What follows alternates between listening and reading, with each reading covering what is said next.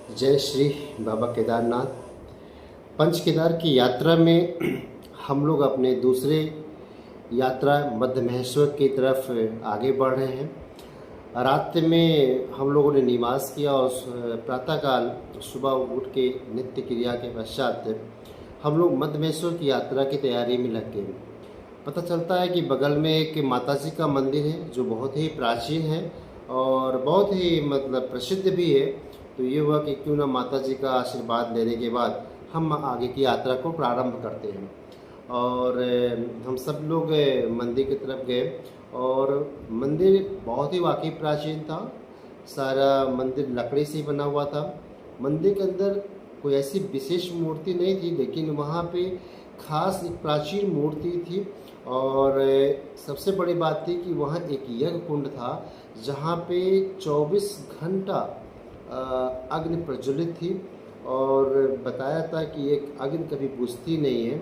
वहाँ से आशीर्वाद के रूप में वही राख का प्रसाद मिलता है जिसको हम लोग रख लेते हैं अपने पास और माता का आशीर्वाद लेते हैं कि हमारी यात्रा सुगम हो, सुरक्षित हो और प्रभु की कृपा बनी रहे। उसी के बाद हम लोग आते हैं जहाँ हम लोगों ने रात में विश्राम किया था। वहाँ पे सुबह का नाश्ता लेके पूरी टीम के साथ हम आगे बढ़ते हैं। सुबह जो दृश्य था वो बहुत ही मनोरम था।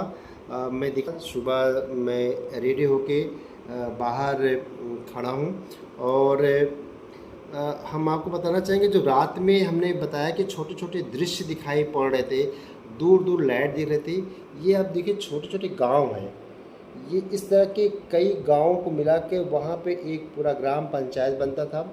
उसके प्रधान थे, वहाँ पे पाठशाला है, वहाँ पे हॉस्पिटल है, सारी सुविधाएं हैं। लेकिन इन पहाड़ियों पे हैं जो देखने में बड़ा आश्चर्य लगता है कि हाँ कैसे यहाँ का संचालन होगा, लेकिन सारी चीज़ें बहुत अच्छे से होती हैं वहाँ पे।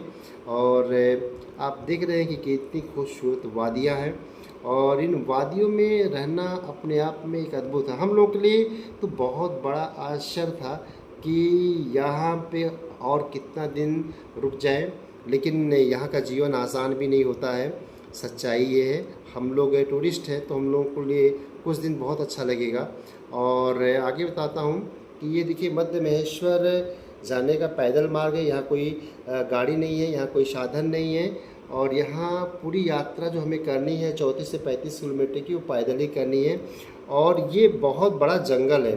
आपने देखा कि यहाँ पे जगह जगह पे गांव हैं और जैसे गंडौर है, नानू है, मध्य महेश्वर है, ऐसे बहुत सारे गांव हैं।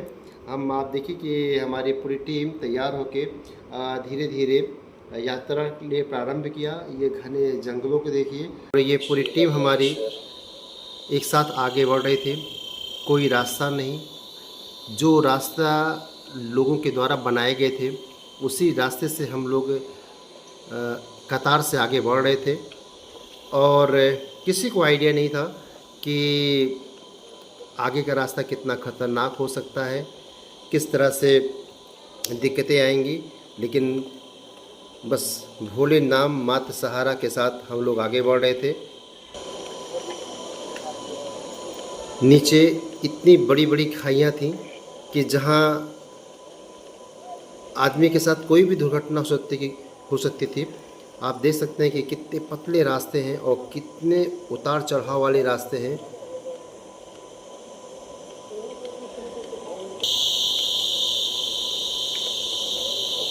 और जंगल में जो एक आवाज़ आ रही है चिंचिनाहट की, ये दिन है, दिन में तो अच्छा लग रहा है, लेकिन ये आवाज़ें रात में एक बहुत बड़ी भयावह से कम नहीं थी। और पूरी टीम एक साथ ये निर्देश दिया गया, ये कहा गया था कि कोई भी व्यक्ति अकेले नहीं रहेगा, जोड़े में रहेगा या समूह में रहेगा और छोटे छोटे समूहों में आप आगे बढ़ेंगे। अभी तो हम नीचे की तरफ उतर रहे हैं और जैसे जैसे हम आगे बढ़ेंगे ये रास्ते और कठिन होते जाएंगे। ये किस तरह के जंगल है, इसमें बहुत सारी औषधियाँ भी हैं, बहुत सारे आपको पहाड़ मिलेंगे, नदियों की धाराएं मिलेंगी। और सबसे बड़ी बात है कि इस यात्रा में पहले हम लोग को डराया गया कि आपको रास्ते में जंगल में जंगली कुत्ते भी मिल सकते हैं, भालू भी मिल सकते हैं, कभी कभी शेर भी मिल जाता है। और तो इस यात्रा के लिए मन में बड़ा संशय अभी भी है कि क्या वाकई ये मिलेंगे। और ये यात्रा निश्चित रूप से बहुत कठिन होने जा रही थी। इस यात्रा में कोई सड़क नहीं है और लोगों ने ही अपने तरीके से यहाँ पे पगडंडियाँ बनाई हैं, जिनके माध्यम से एक स्थान से दूसरे स्थान पे जाते हैं। एक फ़ोटो के माध्यम से मैं आपको दिखाना चाहूँगा कि किस तरह से यहाँ के रास्ते हैं। आप देखिए कि मुश्किल से 5 फीट भी चौड़ा रास्ता नहीं होगा और ऐसे पहाड़ और ये सब नीचे ऐसी खाइयाँ कि अगर थोड़ा सा पैर आपका फिसलता है तो आप खाई के अंदर। और इस जंगल का दृश्य, और इस जंगल के दृश्य में बहुत सारी आवाज़ें, और नीचे नदी एक अलकनंदा बहती है और उस अलकनंदा नदी की धाराएं दिखाई तो नहीं पड़ती है लेकिन उसकी आवाज़ सुनाई पड़ती है। और लेकिन ये है कि ये महसूस होता है कि हम एक अलग दुनिया में आगे बढ़ रहे हैं, क्योंकि इतना बड़ा प्रकृति का स्वरूप इससे पहले हम लोगों ने कभी देखा नहीं था और मन में उत्साह था और उसी उत्साह के साथ हम लोग सब आगे बढ़ रहे थे। बहुत ऊंचे ऊंचे वृक्ष जंगल में दिख रहे थे और एक वृक्ष का जो फूल होता है जिसकी लकड़ियाँ टेढ़ी सी निकली होती हैं, हम लोग यहाँ पे उसको पैसे से ख़रीदते थे कि ये अजीबोगरीब फल है। और वहाँ पे हर 10 कदम पे ऐसे फल ज़मीन पे पड़े हुए थे। मन में इच्छा होती थी कि इन्हें को हम इकट्ठा करके ले चलें, लेकिन संभव नहीं था क्योंकि यात्रा बहुत बड़ी थी और इस यात्रा में कुछ और एक्स्ट्रा लेके चल पाना कठिन था, क्योंकि ऑलरेडी हम लोग के पास अपने अपने लगेज थे। और इस यात्रा के दौरान अभी तक तो कोई जानवर नहीं मिला था, लेकिन छोटे मोटे जलाशय, झरने ये हम लोगों को देखने को मिल रहे थे। एक रास्ते में जब हम लोग आए तो एक बहुत ज़्यादा आवाज़ कर रहा था, तो ये हुआ कि ये कहाँ से आवाज़ आ रही है। तो कटारिया जी ने कहा अभी बताते हैं। और वाकई सबसे पहले जो एक छोटा झरना मिला और उसके बाद एक बहुत बड़ा झरना मिला, और उसको मैं आपको दिखाना चाहूँगा कि ये जो दृश्य था वो बहुत अद्भुत था। इस फ़ोटो में उसका हाफ व्यू आपको दिखेगा, लेकिन इतना ठंडक यहाँ महसूस हो रहा था, इतना अच्छा लग रहा था कि यहाँ से जाने की इच्छा नहीं होती थी। जैसे एसी में एक कूलिंग आपको मिलता है, ठंडा ही मिलता है शरीर को, उसी तरह से इस झरने के पास में हम लोगों को मिल रहा था। हम लोगों ने यहाँ पे लगभग 10 से 15 मिनट व्यतीत किए और उसके बाद हम लोग अपनी ऐसे दृश्य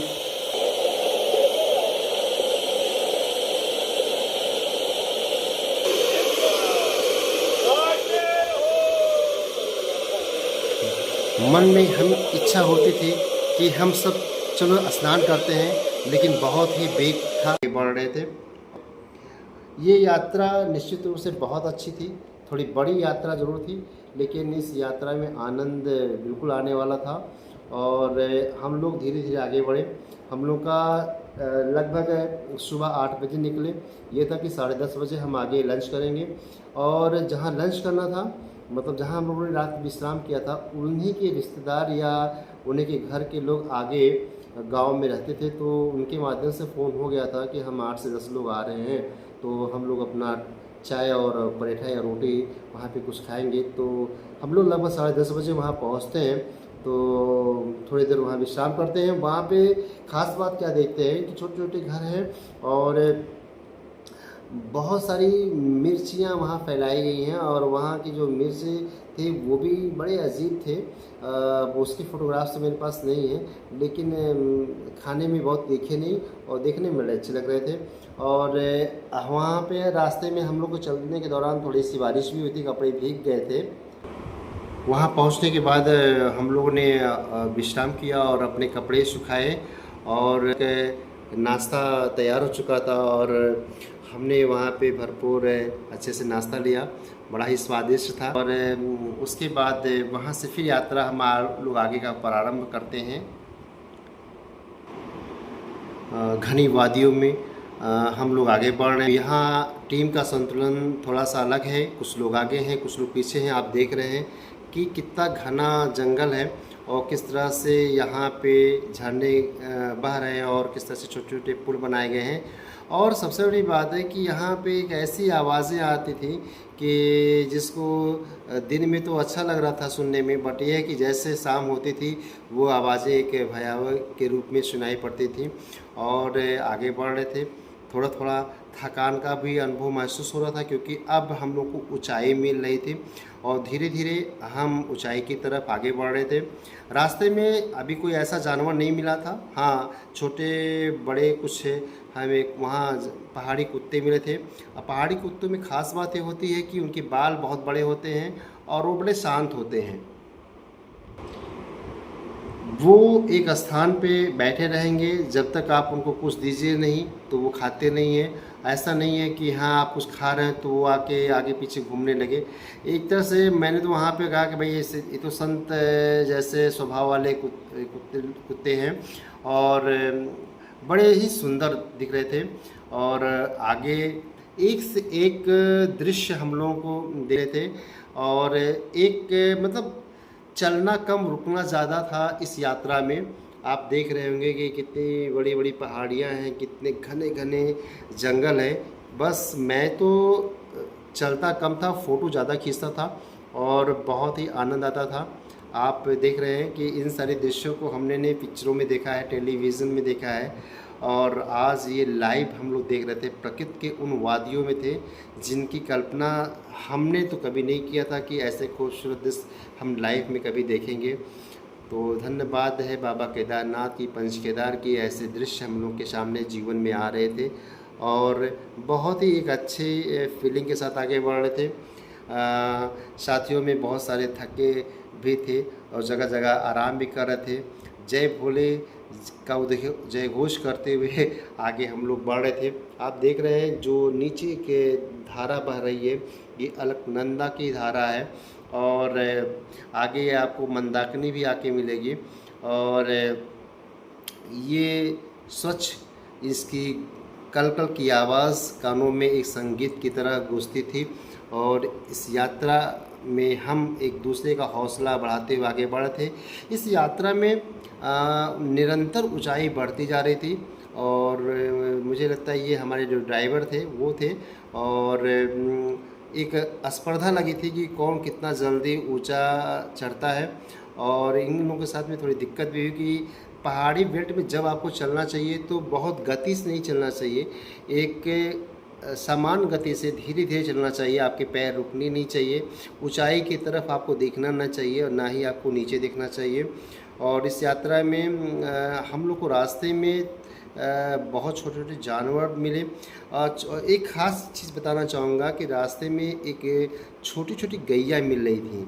मतलब जितना बड़ा हमारे यहाँ बछड़ा होता है उतनी बड़ी वहाँ की गैया थी जो दूध देती थी। और जगह जगह पानी पाइप से निकलते थे, उन पानियों को हम लोग पीते भी थे क्योंकि वो एकदम शुद्ध और जल थे, जड़ी बूटियों से युक्त थे। ऊंचाई निरंतर बढ़ती ही जा रही थी। हर एक स्टेप अब कठिन होता जा रहा था और उसका प्रभाव सभी के चेहरे पे और शरीर पे पड़ रहा था। ये कोई नहीं कह सकता कि हम थके नहीं हैं। अच्छा, शुरू में आदर्श वगैरह के अंदर एक युवा जोश था, वो लोग बहुत आगे चल रहे थे और उसका थोड़ा सा ये हुआ कि आगे जल्दी जल्दी चलने लगे हो कि थोड़ा सा थकान महसूस हुआ और उन लोगों को थोड़ी सी थकान के साथ साथ फीवर और चक्कर आने की समस्या हो रहा था। तो हम लोगों ने जो घर से अपने कुछ और नमकीन्स या कुछ चीज़ें बनवा के लाए थे वो खाते थे, पानी पीते थे, जिससे एक एनर्जी मिलता था। और यहाँ पे हम लोगों का साथ देने के लिए रजनीश जी थे। आप देख रहे हैं कि इस तरह आदर्श का चेहरा थका थका सा महसूस हो रहा है, लेकिन उत्साह सभी के मन में था। वही उत्साह हम लोग को निरंतर आगे लेके जा रहा था। और आप देखेंगे कि वहाँ पे इस यात्रा में जड़ी बूटियाँ फूल बहुत अच्छे अच्छे देखने को मिले और हम लोगों को तो कोई ऐसी जानकारी नहीं थी कि ये क्या है, लेकिन मुझे लगता है कि ये किसी जड़ी बूटी के ही फूल रहे होंगे। और आगे जो दृश्य थे वो फिल्मी दृश्य जैसे लगता था कि हम जम्मू कश्मीर की वादियों में हैं, और बड़े बड़े पहाड़ को देखने लगता था कि लद्दाख है, और छोटे छोटे जो घर थे वो बड़े ही खूबसूरत लग रहे थे।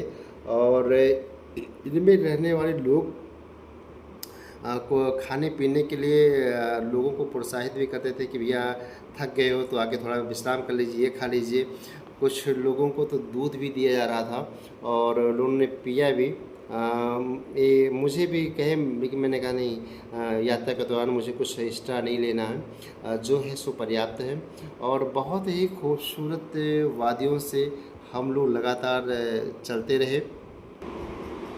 आदर्श काफ़ी थक चुका था और बार बार ये कहता था कि अब कितना दूर है, ये मतलब टीम के लोग झूठ बोल रहे हैं, बता रहे हैं 22 किलोमीटर, ये 35 किलोमीटर से कम नहीं है। और उसके मन में थोड़ा सा दुख की बात है, लेकिन जहाँ जहाँ दिक्कतें आती थी हम लोग रजनी जी बैठते थे और हौसला अफजाई करते थे। मैंने सारे लगेज इस यात्रा के दौरान सारे लगेज में ले लिया था, और उसका खामियाजा ये रहा कि मुझे भी आगे चल के तकलीफ़ होने लगी उतरते समय। खैर उतरते समय आदर्श फिट था, तो उतरते समय उसने लगेज को काफ़ी हैंडल किया था। तो जाते समय जो थकान का अनुभव था वो पूरी टीम में सबसे ज़्यादा मिलता है कि सबके साथ था, और आदर्श काफ़ी प्रभावित हुआ। और वाकई जितना हम लोग चलते थे लगता था कि यात्रा हमारी ख़त्म ही नहीं हो रही है, बस एक पहाड़ का पहाड़, दूसरे पहाड़ के बाद तीसरा पहाड़, ऐसे न जाने कितने पहाड़ों की श्रृंखला देखते हुए हम लोग आगे बढ़ रहे थे। हाँ, देखने में सब कुछ अच्छा लग तो रहा था, लेकिन मन में इच्छा यही होती थी कि हम कितना जल्दी मंजिल तक पहुंच जाएं। आप देख रहे होंगे कि मौसम भी ढलने लगा था, और पहाड़ियों पे जो शाम की धूप होती है वो पड़ने लगी थी। और जैसे जैसे शाम हो रही थी मन में भाव आते थे कि कितना जल्दी हम पहुंच जाएं। और धीरे धीरे मतलब हम मंदिर तक पहुंचने वाले ही थे, और काफ़ी दूरी तय कर चुके थे। टीम के कुछ लोग पीछे थे और कुछ लोग आगे भी थे। और आपको दिखाना चाहेंगे कि यहाँ जो मंदिर देखिए, ये छोटा सा जो आप भाग किनारे देख रहे हैं, यही मध्य महेश्वर बाबा हैं, जय मध्य महेश्वर बाबा की। यहाँ पे हम लोग जब पहुँचे तो लगभग शाम के करीब 5:30 या 5:45 बज रहे होंगे, और आदर्श बिल्कुल थक चुका था। और यहाँ पे हमारे कुछ मेंबर पहुँच गए थे, कुछ मेंबर पीछे थे। यहाँ जो आप छोटे छोटे घर देख रहे हैं, यहाँ पे एक रूल बहुत अलग है।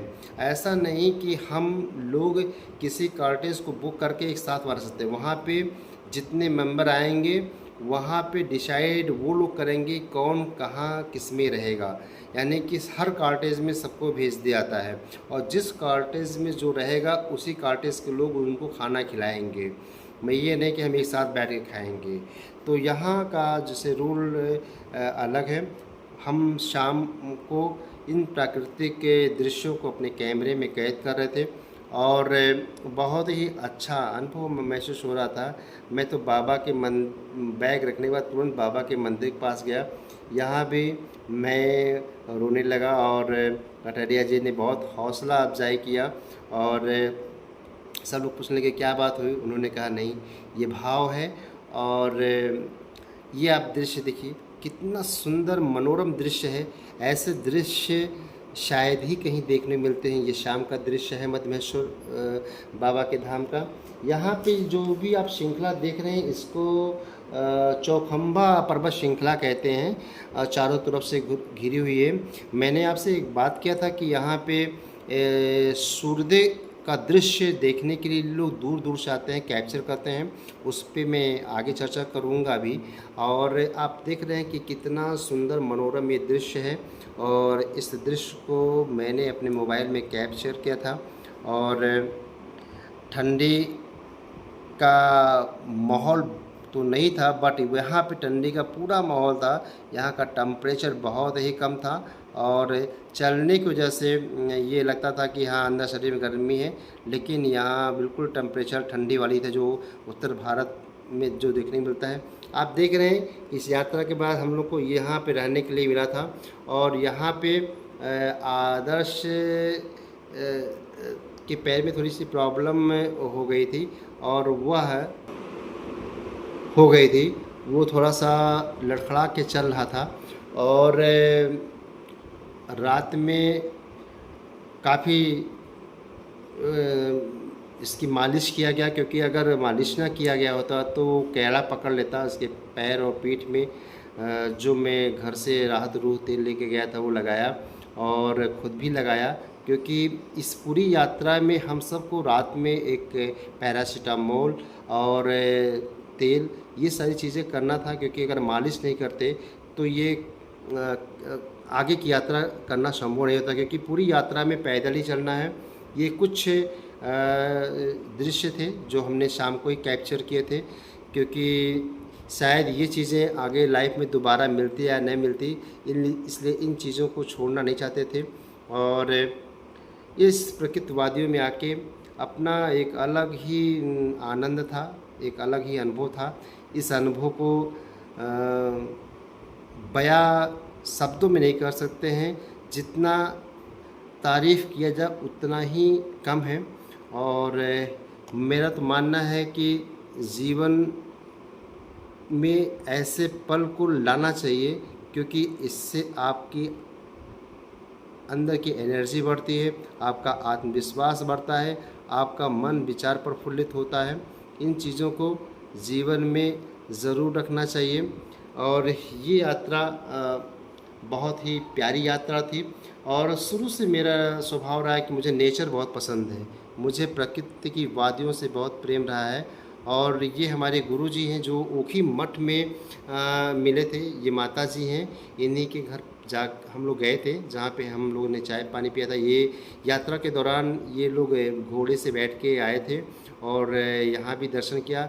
अभी सुबह का दृश्य नहीं, ये शाम का ही दृश्य है। और शाम को हम लोग बाबा के साथ में मंदिर का दर्शन भी किए हैं। मंदिर पूरा एक पहाड़ी की तलहटी में है और बहुत ही अंदर का जो मंदिर के अंदर का दृश्य वो बहुत अद्भुत है। शिव जी का जो स्वरूप है वो बहुत ही प्यारा है, जो शिवलिंग है वो बड़ा अद्भुत है, सभी देवता। लेकिन ये है कि अंदर किसी भी तरह का फ़ोटोग्राफ्स खींचना या मोबाइल ले जाना मना है और अंदर बहुत ही शांति रहती है। और यहाँ की जो पूरी टीम के मेंबर आप देख रहे होंगे, पूरी टीम के मेंबर गुरुजी के साथ में फ़ोटो सेशन कराते हैं। और इस समय ठंडी काफ़ी पड़ रही है और आपने देखा होगा कि ये जो दाढ़ी वाले बाबा जिनके बगल में मैं खड़ा हूँ, ये यहाँ के मुख्य पुजारी हैं और इनके सानिध्य में हम लोगों ने शाम को कुछ समय व्यतीत किया। गुरुजी के माध्यम से हम लोगों का परिचय हुआ और ये बड़ा अद्भुत क्षण था। इसको सौभाग्य कहेंगे कि हाँ, वहाँ के मुख्य पुजारी के साथ में कुछ समय व्यतीत करने को हम लोगों को मिला। तो बड़ा अब तक का यात्रा, अब तक का जो समय बीता वो अद्भुत था। और यहाँ से दर्शन करने के पश्चात फिर हम लोग रात में अपने रूम पे जाते हैं और वहाँ पे भोजन तैयार हो चुका होता है और बहुत ही स्वादिष्ट चूल्हे वाला भोजन हम लोगों को मिलता है। और बताना चाहेंगे कि चूल्हे के पास बैठा के गर्मा गर्म रोटी सब्जी चावल ये सारी चीज़ें मिलती हैं। और रात में विश्राम करना जल्दी था, क्योंकि मुझे सुबह उठ के ऊपर जो चौमुखी पर्वत श्रृंखला है वहाँ पे दर्शन करना था और लगभग हमको 4 किलोमीटर ऊपर जाके दर्शन करना था। उस जगह का जो नाम है बूढ़ा मध्य महेश्वर है और वो प्रकृति की वादियों का एक सुंदर छटा है। वहाँ जो सूर्योदय होता है और सूर्य की किरणें जब ऊपर पहाड़ों पे पड़ती हैं और जो बर्फीली पहाड़ियाँ होती हैं उनसे टकरा के आती हैं, तो जैसे लगता है कि वो सोने का पर्वत है। और प्रकृति का उससे सुंदर नज़ारा अब तक लाइफ में ना मैं देखा हूँ, ना शायद कोई ऐसा नज़ारा देखेगा। जो गया है तो वो उसका अनुभव कर रहा होगा। और बताना चाहूँगा, वहाँ छोटे छोटे पांड्स हैं, तालाब हैं, छोटे छोटे तालाब हैं। जब उस तालाब में उस पहाड़ की जो प्रतिछाया दिखती है और जब सूरज की रोशनी वहाँ से टकरा के उस पानी पे आती है, वो दृश्य अद्भुत है। मतलब उस दृश्य को भी मैं शेयर करने की कोशिश करूँगा। तो निश्चित रूप से उस यात्रा के लिए हम लोग जल्दी सो गए और सुबह उठने की तैयारी में थे। रात में आदर्श से बात हुआ कि क्या आप चलोगे, तो उसकी तबीयत ठीक नहीं थी और वो कहा कि नहीं चाचा मैं नहीं जा पाऊँगा, और जाना भी उचित नहीं था क्योंकि ये भी यात्राएं आगे भी ज़्यादा थी। तो उन यात्राओं को सही तरीके से करने के लिए उसका थोड़ा सा आराम करना बहुत ज़रूरी था। और हम लोग खाना खाने के बाद सो गए और सुबह लगभग 3:30 बजे नींद खुली और नित्य क्रिया के बाद 4:30 बजे हम यात्रा के लिए निकल पड़े। वहाँ कोई रास्ता नहीं, मिट्टी की पूरी चट्टान है, बारिश हुआ था, फिसलन भी था। बस समझिए कि किसी तरह से इधर उधर करते हुए हम पहाड़ी भी पहुँचे। कभी कभी तो ऐसा लगता था कि गलत निर्णय हो गया, जो बेवजह चले आए, कहीं ऐसा ना हो कि कोई दुर्घटना हो जाए। लेकिन यह है कि नीचे देखे थे कि इतना जब चढ़ के आ गए हैं तो फिर पीछे क्या हटना, चलो और आगे चढ़ते हैं, भगवान का नाम लेके आगे बढ़ते गए। और धीरे धीरे बढ़ते हुए मैंने देखा कि रास्ते में गुरुजी भी अपने गुरुजी माताजी के साथ में दर्शन करने के लिए आगे बढ़े हैं। और हमारे टीम के 2-4 मेंबर को छोड़ के बाकी सारे मेंबर ऊपर दर्शन करने के जा रहे थे बूढ़ा महेश्वर। रात में भोजन करने के बाद ये हुआ कि चलो बाबा के मंदिर का एक बार फिर से दर्शन कर ले आते हैं, क्योंकि आदर्श सो गया था, वो जा नहीं पाया था। तो फिर हम लोग सब खाना खाने के बाद एक बार फिर बाबा के दर्शन करने के लिए पास गए और अद्भुत छटा थी। और आप देख रहे होंगे कि अपने टीम के सारे मेंबर्स सब साथ में हैं और बड़ा ही सुखद अनुभव महसूस। और ये समझे कि सुबह का जो यात्रा थी वो इस यात्रा से भी ज़्यादा अच्छी थी, क्योंकि इसके बारे में बहुत सारी चर्चाएं हम लोग सुन चुके थे। और एक चीज़ बताना चाहूँगा कि जब हम लोग यहाँ पहुँचे तो कटरिया जी ने कहा कि मुझे रास्ते में शेर मिल गया था। हम लोग सुन के तो पहले बड़े आश्चर्य में, शेर कहाँ से मिल जाएगा, तो कहीं नहीं शेर मिल गया था। तुमने कहा यहाँ के शेर कैसे होते हैं, कहीं जैसे हमारे यहाँ जितनी साइज़ कुत्ते की होती है, जितने बड़े होते उतने साइज़ के होते हैं। मतलब यहाँ के जितने भी जंगली जानवर हैं उनकी जो कद होती है वो थोड़ी छोटी होती है। फिर रात विश्राम करने के बाद सुबह की यात्रा में हमने बताया कि किसी तरह से कोई रास्ता नहीं था, रास्ता बनाते हुए चढ़ते हुए हम लोग वहाँ बूढ़ा महेश्वर तक पहुँचते हैं। बूढ़ा महेश्वर पे लोग इसलिए आते हैं कि सुबह सूर्योदय का दृश्य कैप्चर कर सकें। आप देख रहे होंगे अभी ये सूर्योदय से पहले का दृश्य है और बहुत ही प्यारा ये है। ऊपर पूरा पर्वत श्रृंखला है, अगल बगल पूरी पर्वत श्रृंखला है, बहुत बड़ी बड़ी खाइयाँ हैं और जिस पे हम लोग खड़े हैं वो भी एक पहाड़ ही है और उसी पे चारों तरफ घूम के लोग देखते हैं।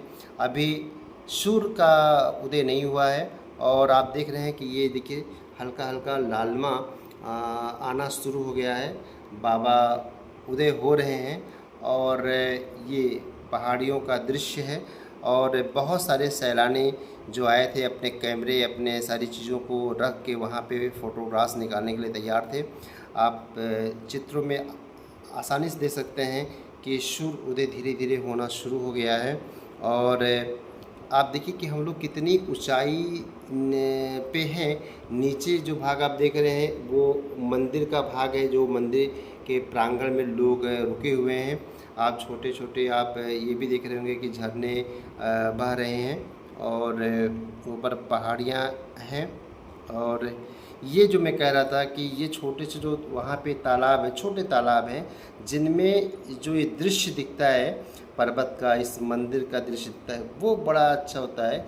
इसके जो फ़ोटो व्यू निकल के आते हैं वो बहुत ही खूबसूरत निकल के आते हैं। और आप देख रहे हैं कि आसमान में सूरज की लालिमा साफ साफ दिख रही है और ठंडी काफ़ी है और सारी चीज़ों को सुरक्षित तरीके से हम लोग ऊपर तक आए थे। आप देख रहे हैं कि लगता है कि हम किसी ऐसे बर्फीले स्थान पे आए हैं जहाँ का टेम्परेचर बहुत ही कम है और सच्चाई भी है। और आप ये देख रहे हैं ना, दृश्य पहाड़ों का जो प्रतिबिंब है उस पानी में साफ साफ दिख रहा है, कितना सुंदर और स्पष्ट दिख रहा है। और ये सब दृश्य जब आप अपनी नंगी आँखों से देखते हैं तो वो और ही खूबसूरत लगता है। और ये तो मैं किसी तरह से आपको दिखाने का प्रयास कर रहा हूँ माध्यम से। और अब देखिए ये दृश्य कितना खूबसूरत और प्यारा दृश्य है कि पूरी पर्वत श्रृंखला का आपका वो प्रतिबिंब पानी में दिख रहा है।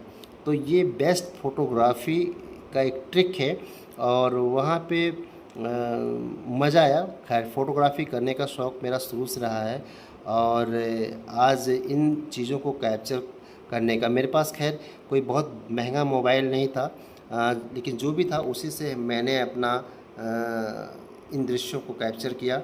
और आप देख रहे हैं कि ऐसी चीज़ें कहाँ देखने को मिलती है लाइफ में जब तक आप घर से बाहर ना निकलो। और बहुत ही अच्छा महसूस होता है। इस दृश्य को कैप्चर करने के लिए कुछ साथी ऊपर थे, उनसे कह के मैं कैप्चर करवाया था। और आप देख रहे हैं कि इन वादियों में किस तरह का आनंद मिला। वाकई यहाँ आने के बाद बहुत मज़ा आया। इसी तरह की एक दृश्य आपको जब वहाँ पे आप तुंगनाथ दर्शन करने जाएंगे तो वहाँ पे चंद्रशिला मिलती है।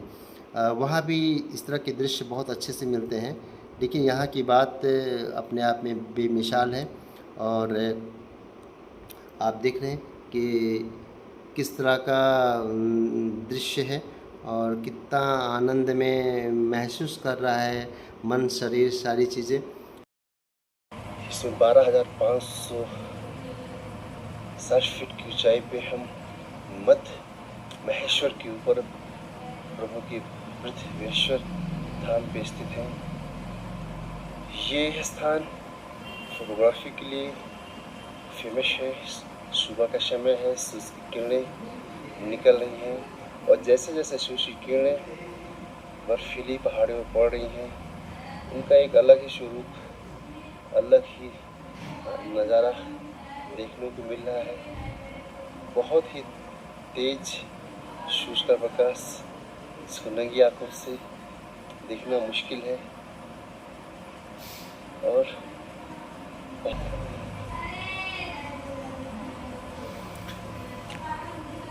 इस स्थान को बूढ़ा महेश्वर कहते हैं और चौखंबा की ये पूरी पहाड़ी है और ये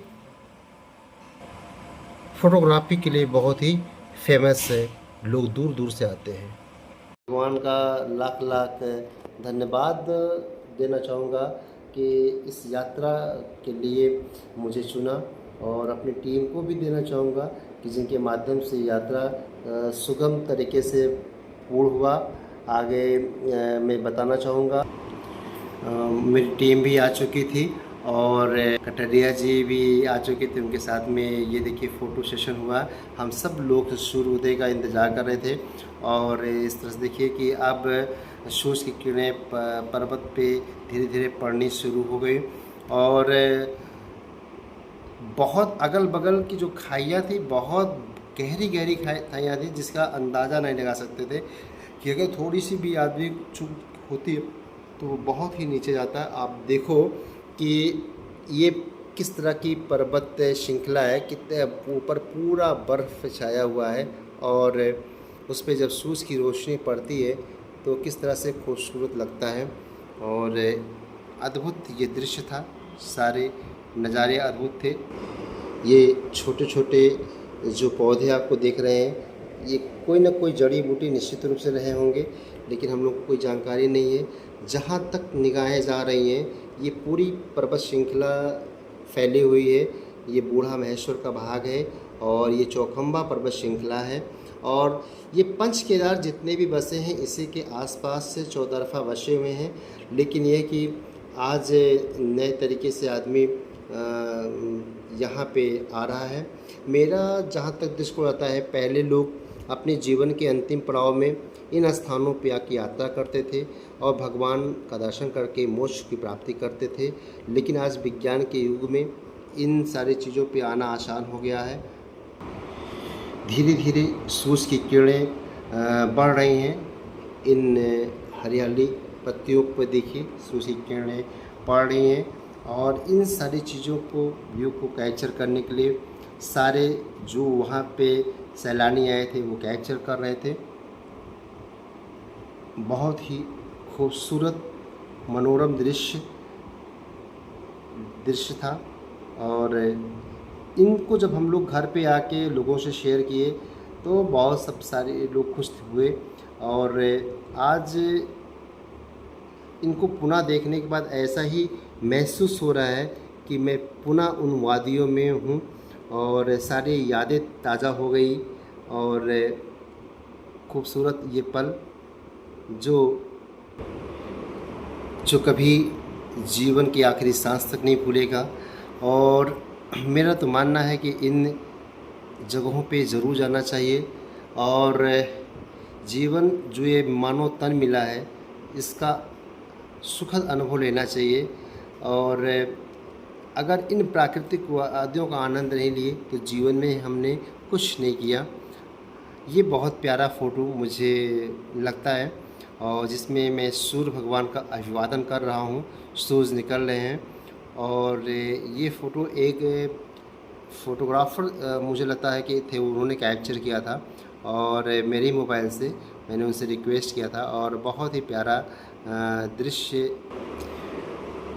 ये छोटे छोटे जो मैंने बताया कि वहाँ के ऊपर तालाब हैं, अब इन पे जब सूरज की रोशनी पड़ती है इसमें जो प्रतिबिंब बनता है वो अपने आप में एक अनोखा होता है। और ये खुद का मैंने सेल्फी निकाला था और बहुत ही अंदर से स्वस्थ महसूस कर रहा था। आप देखिए किस तरह की सुंदर पर्वत श्रृंखला है और जैसे लगता है कि मैं माउंट एवरेस्ट के भाग में बैठा हूँ। और खूबसूरत परिदृश्य, इन दृश्यों को कभी भुलाया नहीं जा सकता है। अब पूरी तरह सूर्य भगवान उदय हो चुके हैं और पूरी छटा खिल के आ गई। और आप देख रहे हैं कि इस पॉन्ड्स में ऊपर की उस पहाड़ का प्रतिबिंब कितना खूबसूरत निकल के आ रहा है।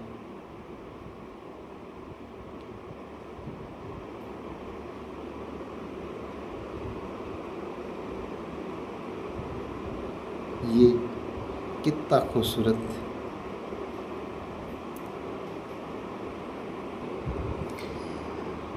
पहाड़ों में जीवन एक बड़ा ही सुंदर होता है और बहुत ही आकर्षण का केंद्र होता है यहाँ पे आना, यहाँ का अनुभव लेना। आप देख रहे हैं, इच्छा होती है कि इन दृश्यों को कितने घंटे तक ऐसे ही देखते रह जाएं। और सच बताऊं कि यहाँ ऊपर आके जो अनुभव मिला वो शायद पूरी यात्रा के दौरान कहीं और नहीं मिला।